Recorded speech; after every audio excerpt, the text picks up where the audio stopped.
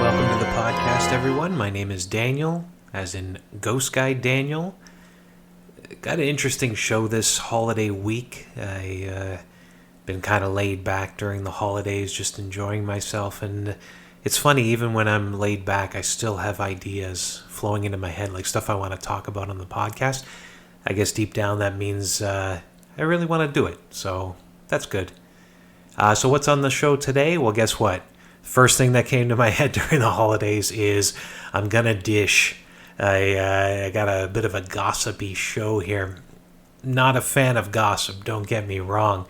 But there was a couple of subjects here. It started out with a Facebook post that I put on the Ghost Guy Daniel Facebook fan page that kind of gave me the idea to talk about a faked ghost story, photo from my past.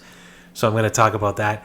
And as well, it led me to the memory of doing a ghost show back in the day. It was actually my first real well-known ghost show. It was on the Space Channel. Don't remember the year. It was at least 15 years ago. And the situation was fake. The people on the show were fake. But it's funny, even when you're having all these fake situations, that the real ghosts want to be able to prove to you that they're around, and they focus on the right folks, which was myself and my partner at the time. And I'll tell that story. I don't want to get too much into detail now. And finally, the strange news segment, I'm going to focus in on Australia's most haunted house. Now, a couple of quick updates. The lockdown has shut down the Niagara on the Lake tours. So the first time in as longer than I can remember, there will be no Christmas and New Year's Niagara on the Lake tours. So those have been canceled. The lockdown, I believe, goes till January 20-something, late January. After that, or as we're coming close to the end, if we know that we're going to be in a stage 3 situation where a certain amount of people can be actually put into a tour group and it'd be okay with social distancing, masks, and safety, then we will do that. So hopefully by the end of January, I'll have some dates up, potentially some dates for the entire 2021 season. Fingers and toes crossed that it turns out to be better than last year. I mean, really, for everybody, I think there's only one way it can go, and that is up. As well, I'll be looking at a couple of wintertime Hamilton tours. So the outdoor ones, downtown Hamilton, and the Dark History tour, maybe one or two of those, just for fun. I will personally be leading those. I wanted to give a book recommendation. Now, it's not a ghost book, surprisingly. I am a huge fan of reading. I always wanted to be a writer. Since I was the age of 9, I was reading Stephen King, and I do thank my parents for that, allowing me to read the most frightening and violent author in history. A 9-year-old kid reading Pet Sematary, and I actually read all of it when I was like 9 or 10 years old. I loved it, absolutely loved it. I'm so happy that they redid a good movie based on that book. But the one I want to recommend, I just read it. It's called 4321 by Paul Auster. Now, this is not for the faint of heart. This is a book of 1,100 pages long. And when I saw it on my Kindle, I don't know if you have the Kindle, it shows little dots showing how long it is. Went right to the end of the screen. I was like, oh, what's going on here? So I read it. It took me about a month and a half, but I read it. It is spectacular. To give you kind of a synopsis, you can read it online, of course. But I loved it because it was so robust.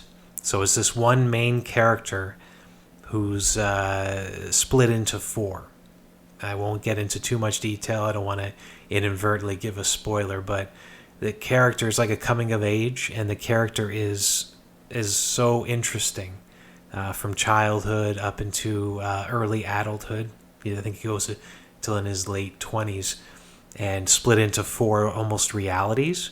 So if anybody's like into the whole idea of the multiverse, it's amazing how the author connects certain aspects of the character's personality in each of the different realities, and you can know that this character, that there's certain ingrained deep interests and deep passions inside the character. It comes through in each of the different versions of the character. So that's all I'll say about it. Highly recommend. For lockdown, this is what I'm doing. I'm recommending stuff that'll hopefully keep you from going insane. This one is 4321 by Paul Auster. Now, for open talk this week, this is part one of Gossipy Daniel's gossip show. I'm going to mention a post that was on the Facebook page. It's as I'm recording this, the morning of December 30th. It hasn't gone up yet. It will go up this evening. So 7:05 p.m. December 30th, there'll be a post featuring a ghost photo. I put air quotes around that. I'm sure you heard it.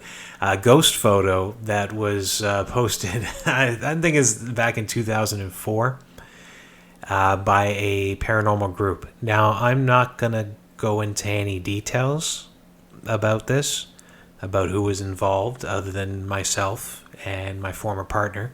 I will just leave it at that. I don't want to call anybody out. It's a very long time ago, and there's no reason to mention any names, so I will be very general, maybe use some fake names along the way. I don't know. One of them will probably be Sebastian. That will be one of the fake names, because why not? So keep it anonymous. But the ghost photo is from Hamilton, and it was taken on a darts bus. Now, for those who don't know, if you're not from Hamilton, you wouldn't. Darts is a service for handicapped people, disabled. They have buses that help bring people around the city. Highly respect them. My own father, being in a wheelchair, he uses them a lot. Wonderful service. So happy they are around. Nothing to do with them, but this photo was taken on one of the darts buses, and it shows a woman. Now I'm gonna try and describe it if you don't get a chance to look at the Facebook page or you're not on Facebook. So it's a woman who's transparent. You can see right through her.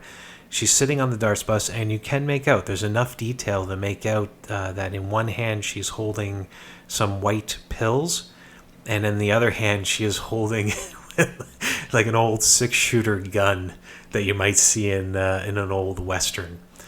So she's sitting on the. Obviously, she's thinking not so good thoughts.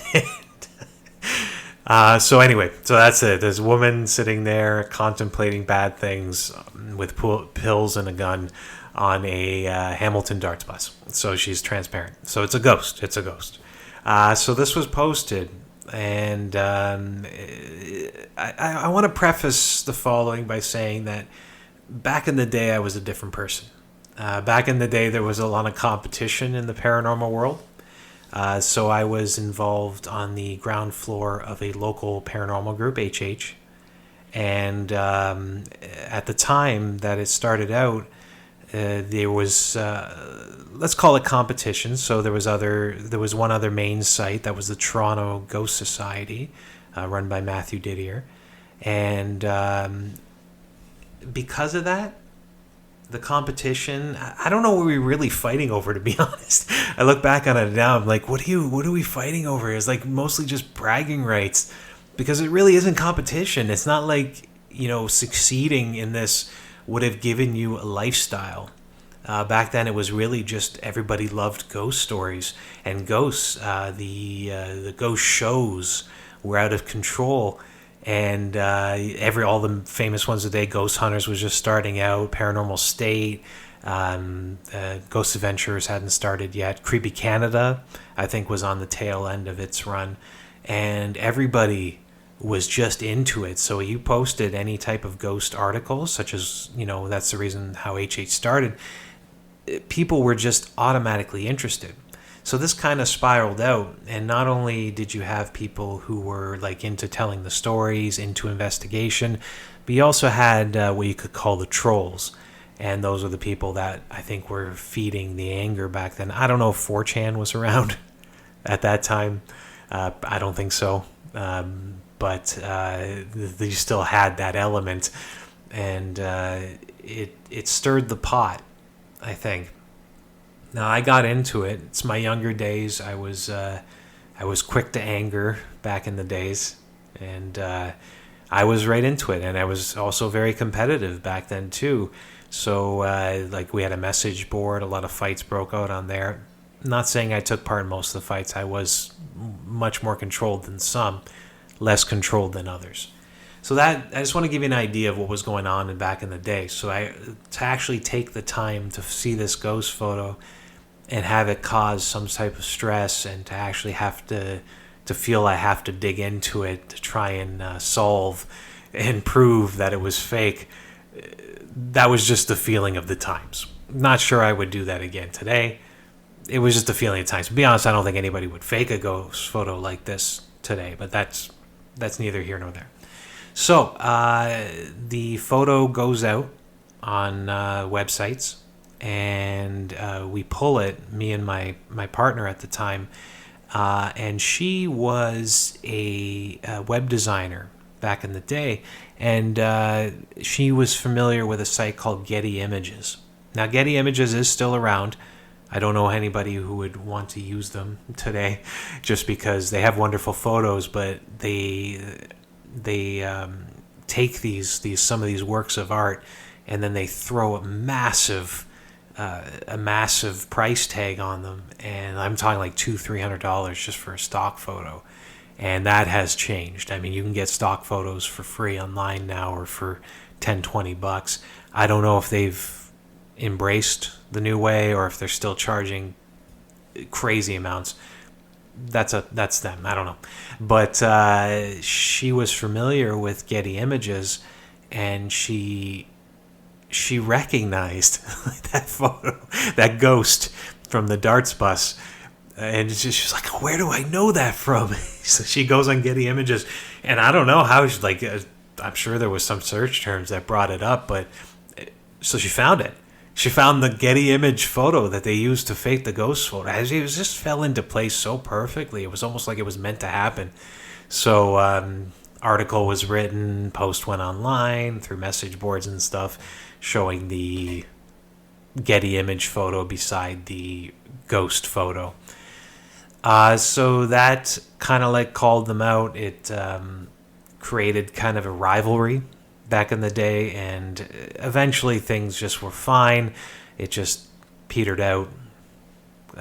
People weren't as aggressive as they were back then, and the feud ended, and that was a piece of the history. So this will post on the Facebook page if anybody wants to see it tonight at around 7:05 p.m. this December 30th, Wednesday.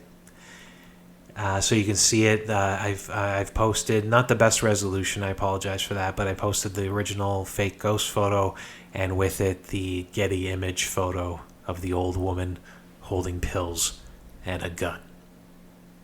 Now, I don't know how much the segment the open talk I just did is going to stir up any ghosts, but I will pause anyway, just for the sole fact that I want to take a sip of tea.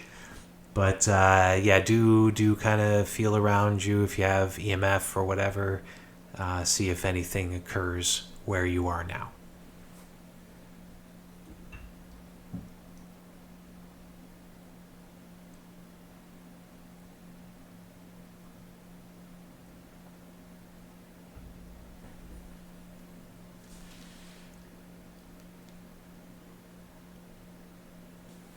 Not even going to bother asking. I just assume nothing occurred. For the Ghost Surreal segment this week, I'm going to continue with the gossip show. Perfect way to end 2020, if you ask me. And not normally a gossipy person, but I had to get these out. And this is the meat and potatoes right here. I'm going to include this as well, a couple of ghostly experiences, air quotes again, and one real one. So this revolves around a TV show. It was actually one of the first major ones. I think it was the first major one that I ever did. Now, by major, I mean on a well-known TV station. It was on the Space Channel. Don't know if it's still well-known, but back then it was. and it was called Ghost Hunting 101. Now, from what I remember, this was a show that was like a series, and it was basically how to investigate a location. And I was brought on as one of the consultants as an investigator for the show. So the producers, right from the beginning, now we had signed the contract earlier, and we were kind of like set to do this. I mean, our reputation, you can't just not show up. But I remember the funny thing is we were driving out to the first location, which was the Custom House, a very haunted place here in Hamilton. And I remember feeling a little bit hesitant. I wouldn't call myself a psychic in any way, but it was strange. I was like, I wanted to turn the car around. I wanted to just go. It was like it didn't feel right to be doing this. Nothing terrible came out of it, but my instincts were quite right.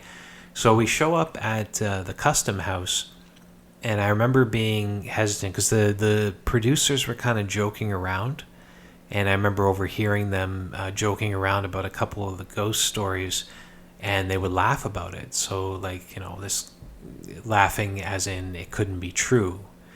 So they were making fun of it, and I didn't really fully know until we were in the basement. Now, it was myself, my partner at the time, the psychic that they brought in had nothing to do with us. We just met that woman for the first time that night, and we're in the basement with the two producers, two guys, and the psychic, it was her time in the basement room, not the vault, but across the hall. It's like a meeting room at the time. She's sitting at the table talking about the energies that are swirling around her, and I'm watching it. I'm like, how is anybody believing this stuff? Because I was looking at it, it didn't seem right. I mean, the faces she was making, the way she was talking, it's kind of like what you would see in a really overdramatic horror movie. So I'm watching it, and that just gave me the wrong feeling. The way the producers were kind of like they were outside of the room just kind of chatting and joking around. The cameraman was filming that. So after that was done, they say cut. I was standing in the room, I had an EMF detector, and I was just trying to scan to see if there was anything. I knew there was nothing. I mean, I knew the stuff this psychic was talking about wasn't actually occurring. And the EMF was quiet. It would stay at zero unless you put it towards pipes or electricity, of course, which I avoided. So as I'm doing this, one of the producers walks in, and he's holding these boots. Now, if anybody took the Custom House tour, you would have remembered the boots. They were in the basement, and they were legitimately something unique that, over the history of this place since they found them after the building was abandoned, so approximately the late 80s, 1990s, the boots were legendary in the sense that nobody wanted to touch them. So they left them in the stairway room in the basement under the stairs, perfect location for a haunted artifact. And there was one experience where the manager actually touched the boots just as a joke. Her friend was egging her on, and a chain link fence that was leaning against the wall fell against her, and she ran out of the building. But the boots always had that feel about them. So here's the producer walking into the room holding the boots, and the first time I looked down at the boots, I look at him like, "What are you doing, buddy?" I didn't say it, but on the inside, I was like, "What the hell, man?" He comes up to me. He's like, "Oh, is there something to do with these boots?" So I told him. I gave him the story, and he's like, "Oh." And he took them and he threw them on the table. And I'll never forget this. He threw them on the table and jokingly just kind of said in a bit of a douchey voice, he was like, "Oh, maybe they'll think the Dark Lady moved them." I didn't laugh. And I'm laughing now. But at the time, I didn't laugh. At the time, I was kind of horrified. So I just kind of shrugged it off, and we moved on to the next location. Now, as a funny little side note, the CH Morning Live. No, it wasn't CH Morning Live. It was CH News. This is a local station. CH is in Hamilton. And they were doing a segment. It was close to Halloween. This was right after we had filmed, which they filmed close to Halloween. And I was watching it. I forget where I was. but I was watching the segment and I can see them in the custom house basement. I'm like, uh-oh. I was like, don't do it. Don't do it. And I was screaming at the screen. And thankfully, there was nobody around. So I was like, don't do it. And where are they? They're in that meeting room, and the cameraman is turning towards the table. I was like, oh, here we go. And the caption underneath the thing is, did the dark lady move him? So I'll give that to the producer. Little bit douchey, very much making fun of real paranormal experiences, but he was right when it comes to what the news would be interested in, because there was the boot on the table. Did the dark lady move it? But that's not the real experience that I wanted to bring up on this segment. The next location that we went to was the Hermitage. So the Hermitage Ruins, which is in Ancaster. And just don't know if you're not from Hamilton. Ancaster is a small town that's technically part of the city of Hamilton, but it is much more. It is historically significant for Ontario in general. It is one of the 3 oldest communities in Ontario. Only Kingston and Niagara on the Lake are older. So very much history, very much ghosts. And for this, the Hermitage is the ruins of an old 1850s mansion that is currently out in the middle of the Dundas Valley Forest. So we were heading out there. We parked in the parking lot and walked the equipment out. It was myself, the producers, and my ex-partner, and the psychic. Psychic came with us as well. So we're at the ruins, and we weren't really being featured much, myself and my ex-partner. We were kind of off to the side, just doing our own thing. They were mostly focusing in on this psychic, and I can understand why. I mean, she was very dramatic and kind of interesting to watch. For me, it wasn't in a good way. I'm sure other people enjoyed it. So they were up at the house, and we were down at the laundry/ice house building.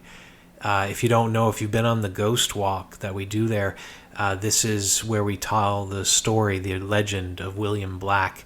That's the stage we use. It's the largest ruins in the back. And we were behind the window frame where it is said William Black sometimes appears. Now, I was holding the EMF detector. And you got to know, I mean, we're in the middle of the forest. In this case, there's no water pipes. There's no electricity. There's nothing that can cause the EMF to spike. We're just in the middle of the forest. And as I'm standing back there, completely off camera, it spiked. So it went from 0 to the full, I believe it's 10. And it stayed there for a few seconds. I counted it out. Maybe 5, 6, 7 seconds. And then went back to 0 again. So we're standing there in silence, kind of just staring at each other, staring after the EMF. And a couple minutes, I hear them yell cut from up at the house. Now they're walking down with the psychic to start filming down in that area. And you would think, as the investigator, that I would tell the producers. I would say, hey, buddy, guess what? Something real happened. I didn't. I'm sorry. I'm so sorry. Just from the sense that I kind of kept this one to myself, although I am telling it now. But that it wasn't featured on the show. I mean, that I didn't get out to the world. And I apologize to the people who watched that show. And I apologize to William Black, who probably wanted me to say something to the producers. But, I mean, if he really wanted me to do it, he could have possessed me. Just kidding. That's not possible. But, I mean, he could have tried. At least tried. Just saying. But, you know, the producers came down with the psychic. I didn't say anything. Surprisingly, the psychic, didn't know that any of that happened. I left it alone. Now, I've since told it to many people, and now I'm telling it to you. That was the real experience that happened on that night. The EVP spiked in a corner that it couldn't, a corner well known for having the ghost of the legendary William Black. Now, I don't know if this show's online. If it is, please do send me a link. I tried looking originally, but I think there's another show with the same name. Or maybe it's the same show, but I just couldn't find the episode that it featured. That was way back in the day. I'm going to say 2005, 2006 maybe, give or take. If anybody finds it, do message it to me. You can send it to me by email at ggdaniel@ghostwalks.com or through Facebook at Ghost Guy Daniel. Just search it. Okay, we'll do the second pause, and we'll be back in a bit for Australia's most haunted house.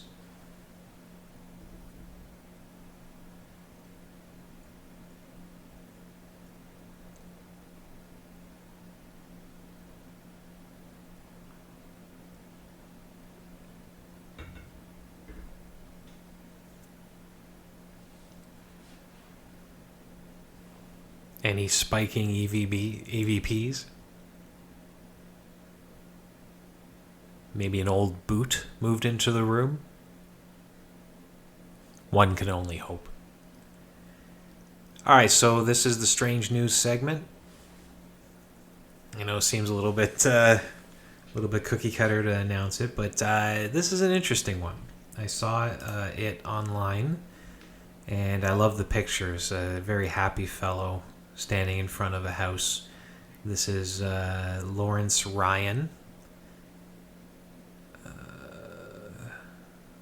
Okay, so Lawrence Ryan grew up in the haunted house, and this is considered Australia's most haunted house being in quotes. It's an article by Laura Jackal, and it's on the Braidwood Times website. So look, Braid, B-R-A-I-D, and it's from all the way back in 2016. The beauty of online is things never go away. So as you know, I do not pre-read these articles. It's a bit robust, but it should be interesting. I'll give my thoughts as we go. So let's get started. Australia's Most Haunted Home by Laura Jackal. We've all heard ghost stories about old and abandoned houses, but Lawrence Ryan and his 4 sisters spent their childhood growing up in Australia's most haunted home, the Monte Cristo Homestead in Junee. Mr. Ryan's mother, Olive, still lives in the home, which is now a museum, antique center, and hub for ghost hunters from around the world. Built by Christopher William Crowley in 1884, Crowley, very cool name, especially for the paranormal. Look up Aleister Crowley. In 1884, after he amassed a small fortune, the ornate Victorian-era home on a hill was a status symbol for the large religious family and a significant upgrade from their modest brick home. So I want to look this house up. Junee. Just want to see what it looks like. There's no picture. Oh, that's very nice. Oh, I love it. Yeah, look it up. Monte Cristo Historic Homestead in Junee. Junee. It's got these. It's a very standard house. I mean, it's something you would see in any Canadian city, in American city. It's just a symmetrical type house, but they just put these wonderful balcony and porch around it. Kind of makes it look almost Asian in style, or maybe like something that you would see like the old the balconies in the French Quarter of New Orleans. So it's worth having a look. The inside pictures are nice too. But continuing on. Mr. Ryan's mother, Olive, still lives... Oh, their original modest brick home. Quote, this is Mr. Ryan. My mom and dad purchased Monte Cristo, literally meaning Mount of Christ, after it fell into disrepair due to abandonment and looting in the 1960s. Dad had grown up living by the railway tracks and always dreamed of owning a double-story home. After seeing the decline of the grand homestead, he felt almost spiritual about returning it to its former glory. That's lovely. I personally love that. I mean, that's so great. This is one of the reasons why in Hamilton, the museum group that runs the museums in the city and the old homes, no matter how much they put down the idea of ghosts, no disrespect today, maybe a little bit in the past, the old-fashioned view of ghost stories, I still love them. They should be there. We need them. Any other city, any organization that saves historic homes for future generations, I mean, seriously, support them. Get behind them. Visit. Take part. Hopefully they don't spend their entire time talking about the type of wood that's in the wall, which is a personal pet peeve of mine. But some of them, like Whitehurn here in Hamilton, they tell you family stories, and it's so worth it. I mean, it's really not that expensive. Just go, even if they tell you the boring stories, go and put on headphones and listen to other people tell a different history about the house. It's kind of a workaround.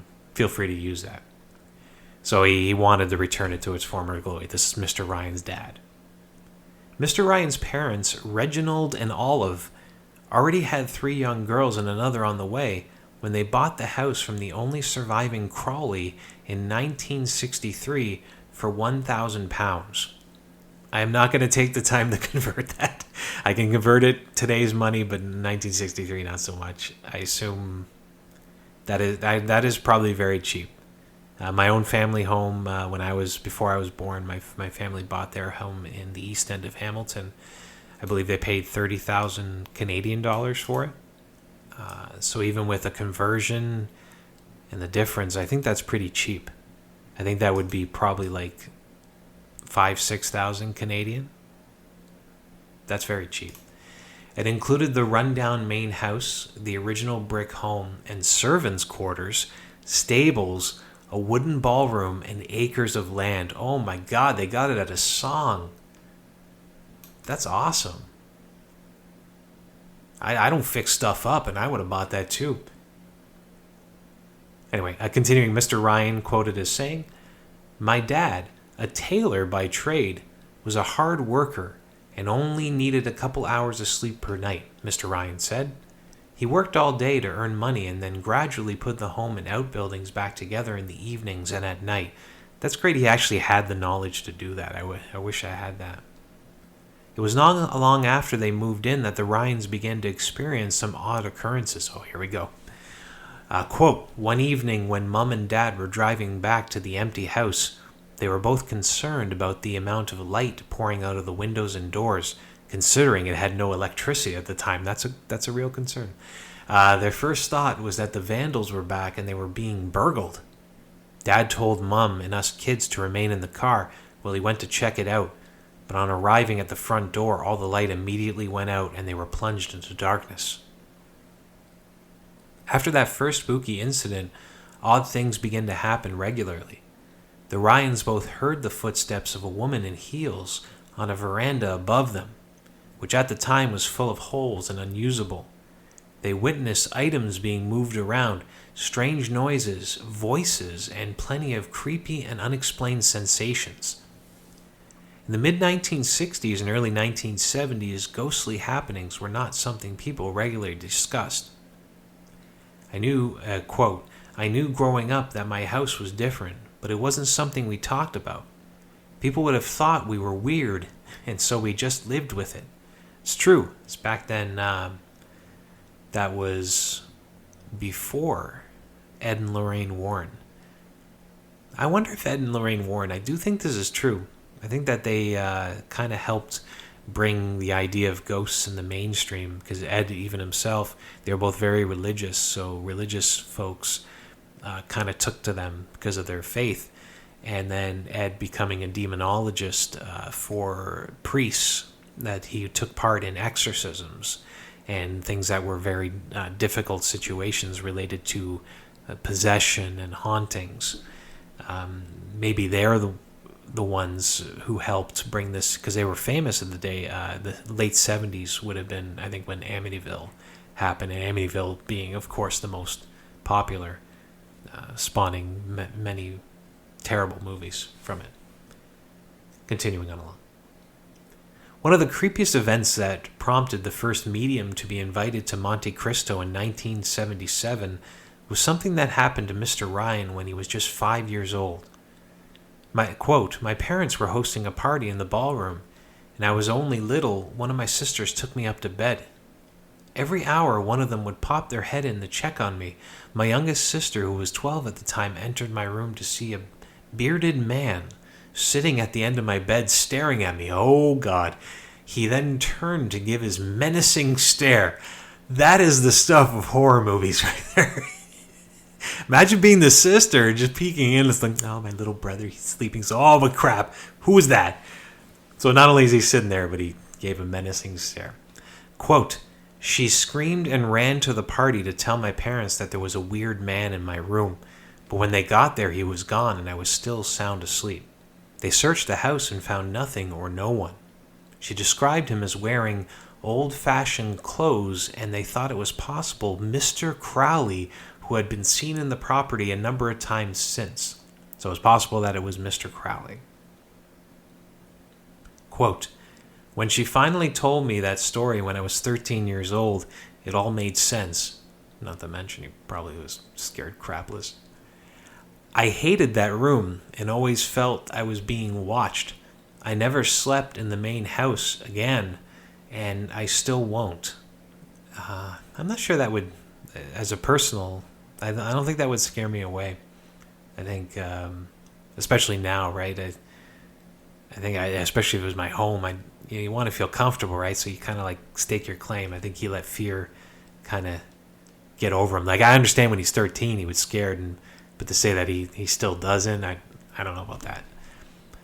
Anyway, continuing. While the menacing Mr. Crowley has been seen occasionally, it is the reclusive Mrs. Crowley who is seen most often and had been heard telling visitors to get out. Quote, Mrs. Crowley lived in the house for 23 years after Mr. Crowley died and was rumored to have only left once or twice during that time, so it's kind of a shut-in. Mr. Ryan said, the house was very much her domain. She wasn't and still isn't particularly welcoming to visitors. Another ghost often felt in the main house is one of the Crowley children, Magdalene, who died after a violent fall on the staircase at 18 months old. I wonder if that's true history. I think, the way he described it, I think it is probably true history, not a legend. Usually they'll start with some type of legend, or it would be like more detail, more strange detail. Anyway, so Magdalene, a young Crowley girl who died at 18 months old by falling down the stairs. Quote, the rumors surrounding little Magdalene's death include that she didn't fall and was pushed, now here's the legend part, by one of the very disgruntled servants, Mr. Ryan said. Quote, the Crowleys, although upstanding citizens to the outside world, were not perhaps as kind to their own staff. Poor Magdalene could have been a victim of revenge or could have fallen on her own accord. Either way, many visitors to our house cannot go to the front room due to a sense of overwhelming sadness and fear. I've seen grown men come out sobbing. I don't know about that. Maybe like psychics. But I kind of talked about it on, I think, the last episode, the idea of what makes a house haunted. And here's a good example of that. Whether you believe it or not, there are many occurrences where a certain space holds on to that tragic feeling. And because of it, I mean, it's different when you go into a museum. It's kind of like a lark. But if it's your own home, you don't want to feel that uncomfortable. Continuing. It is also rumored that the upstanding and devout Mr. Crowley had affairs with many of the servants. One of the maids, supposedly pregnant, met her death on the front step of the property after falling from the front veranda. I gotta call BS on that. Let me see the picture. The front veranda is like maybe 2 feet off the ground. I don't know. Somebody tell me if this is possible. So you see the picture of the front veranda. If somebody fell off the front veranda, I assume they mean the first floor, the way they say would have said balcony. Like, I don't know how they could possibly fall. That like they could die from that. Even if they fell off the balcony, I mean, it's not that high.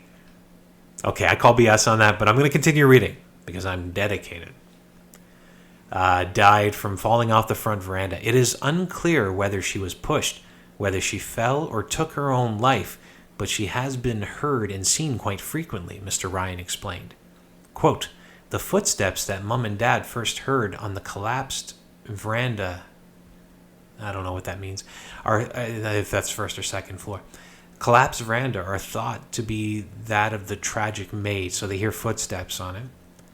Mr. Ryan, now a professional stuntman. Oh, that's a twist. Okay, I'm going to look him up in a moment, don't worry. Mr. Ryan, now a professional stuntman, is still a regular at his mom's place and returns to Monte Cristo most weekends with his partner, Sophia, a medium, to welcome the ghost tours. I love showing people from all over Australia around our home and letting them decide for themselves whether or not they believe, he said. While many people come away feeling unsettled, many others just have a great time. Quote, either way, Monte Cristo is a beautiful historic building that my parents worked very hard to bring back to life. I am still incredibly proud and thankful to be able to call it my home, however spooky it may be. That's a good way to end it. So again, Australia's most haunted home. It's an article by Laura Jackal from the Braidwood Times. And I'm ending a bit early today, so I thought, hey, you know what? I'll use a little thing. I got to look this fella up. Lawrence Ryan. See if I can find him. Stunt man. Is that him? See a picture. Oh yeah, that's him. Oh my goodness. Oh, is that him? Lawrence Legend. Lawrence Legend.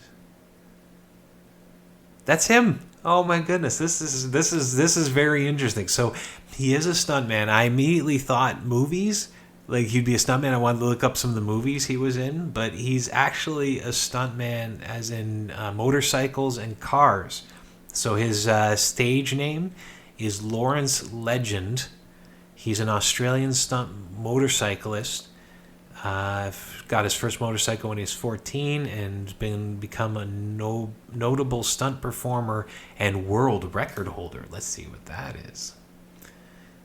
Stunt world record. He has co-written. No, they don't tell you what the record is. Biography of Lawrence Legend. He was one of 5 siblings. His father recalled wanting to be. Oh, his father wanted to be a stuntman too. So I guess he passed that on to his kid. That's interesting. Growing up, learned to spend time playing cowboys and Indians. It's a little problematic today, but I digress. Riding his BMX bike. That's cool. Lawrence didn't grow up in a normal home with his parents, but in Australia's most haunted homestead, Monte Cristo. We know all about that now. I will quote, I was born to risk my life and entertain people. Not much scares me. Hey, I grew up in a haunted house, but he doesn't sleep in it. I can't get over that. After leaving school in 1987, Lawrence set about forming his stunt business, Lawrence Legend Enterprises, in 1989 and launched his career. I'm trying to say what he has the world record for. Lawrence has spanned 25 years. Lawrence brings excitement, appealing to all ages. No. Hall of Fame, no. Maybe. If I can't find it, I'm just going to give up. Galleries. If you want to go to his website, it is lawrencelegend.com.au. AU for Australia. Some nice pictures in here. Hey, it looks like a serious fella. Can't knock it. Stuntman world record.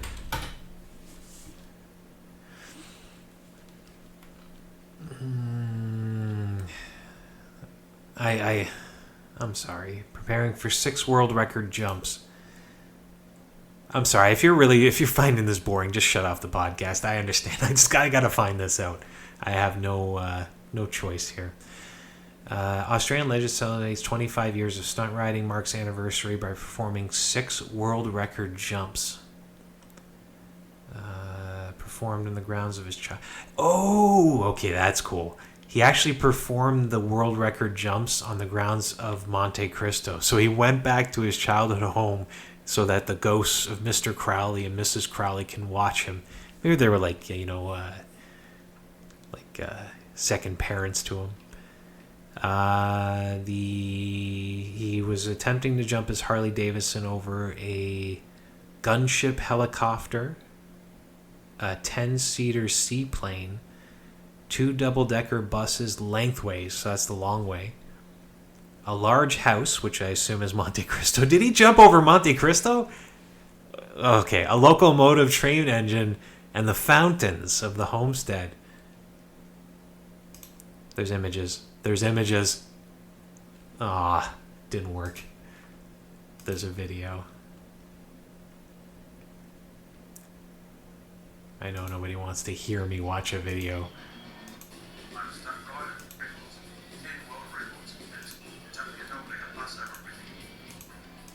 I'm just trying to look to see if they featured the house here.